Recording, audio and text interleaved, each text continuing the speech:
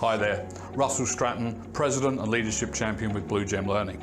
I work with organisations just like yours to help managers improve individual and team performance.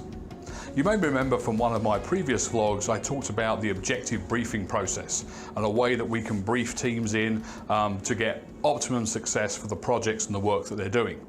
So with that in mind, I'd like to follow on to think about some lessons that are learnt from the rock band Van Halen and from the candy M&Ms. Now that may look to be a funny connection there.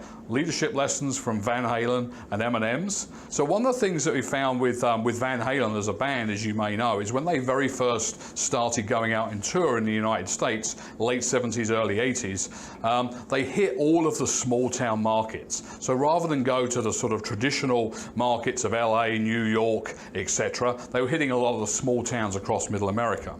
One of the things they found in doing that is that the venues that they were playing were not used to hosting the rock band that they were with the type of stage show that they had. So what they did with their rider was to make it very detailed and very specific about what they needed in terms of the equipment, the sound system, the stage show, and also the safety elements that they required. To make sure that they could check that people were reading the rider, they used to put a line in there on their requirements for catering that said that with their M&Ms, all of the brown M&Ms needed to be taken out of the bowl.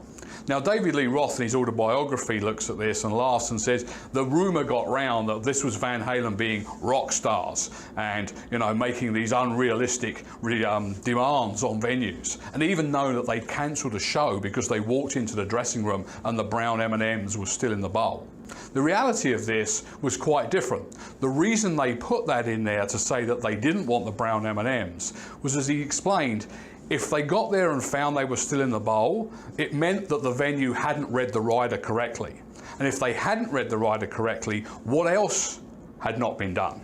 They'd found at one stage they'd continued with a concert, ignoring that warning sign, only to find part of the stage show collapse during the set.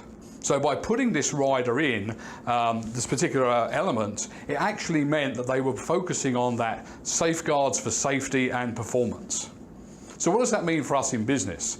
Well, linking back into our idea of the strategic briefing process with our back brief is making sure that everybody in the team understands the specific requirements of the project or the particular activity that they're going to be doing.